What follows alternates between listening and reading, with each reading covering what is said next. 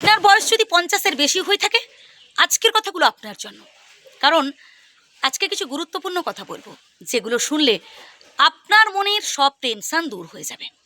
তাই শেষ পর্যন্ত শুনুন কথাগুলো। সর্বপ্রথম যেটা করতে হবে তা হলো নিজেকে বিন্দাস রাখুন, একদম হাসি খুশি থাকুন। মনে রাখবেন, বিধাতা যখন যেটা করেন আমাদের ভালোর জন্যই করেন। হ্যাঁ, একটা সময় আপনি আপনার পরিবারের জন্য অনেক কিছু করেছেন, অনেক স্যাক্রিফাইস করেছেন, কিন্তু এখন তাদের থেকে যতটুকুন পাচ্ছেন খুবই সামান্য। এতে কষ্ট পাচ্ছেন, মন খারাপ করছেন না ভাই। আপনি আপনার দায়িত্ব পালন করেছেন, আপনি আপনার কর্তব্য পালন করেছেন। বাকিটা জীবনও যেন আপনি আপনার দায়িত্ব কর্তব্য পালন করে যেতে পারেন, এই প্রার্থনা করুন স্বয়ং বিধাতার কাছে। মানুষকে না বেশি বিশ্বাস করতে যাবেন না, বেশি ভরসা আশা করতে যাবেন না।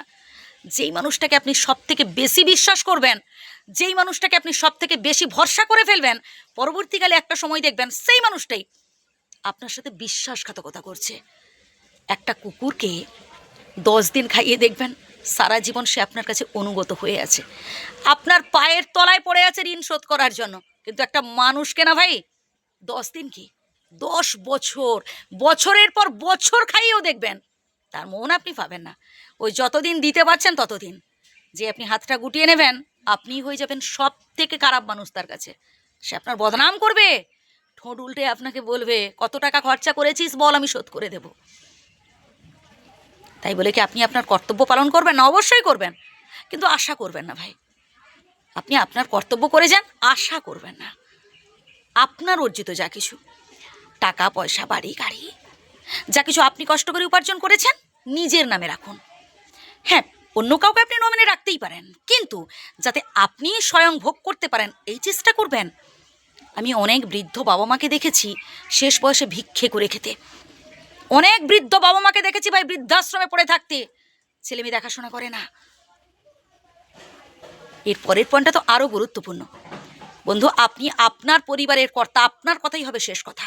নিজেকে স্ট্রং রাখুন। আপনি যদি নিজেকে দুর্বল ভাবেন, আপনি যদি নিজেকে অসহায় ভাবেন, আপনার পরিবারের লোকজনও আপনার অসহায়ত্বের সুযোগ নেবে একটা সময়। শুধু পরিবার কি বলবো, পরিবারের বাইরে প্রত্যেকেই আপনার দুর্বলতার সুযোগ নেবে। তাই সব সময় নিজেকে স্ট্রং রাখার চেষ্টা করবেন। আপনারও একটা ভাই মতামত আছে, আপনারও একটা ভালো লাগা, পছন্দ অপছন্দ আছে, গুরুত্ব দেন তাকে। কখনো নিজেকে অসহায় ভাববেন না, আর নিজের দুর্বলতার কথা কারোর কাছে প্রকাশ করবেন না। মনের সমস্ত দুঃখ কষ্টের কথা জানান স্বয়ং বিধাতাকে, আল্লাহর কাছে জানান ভাই, তাতে লাভ আছে। মানুষের কাছে বলতে যাবেন না। ভালো থাকবেন ভাই, আমার প্রণাম নেবেন।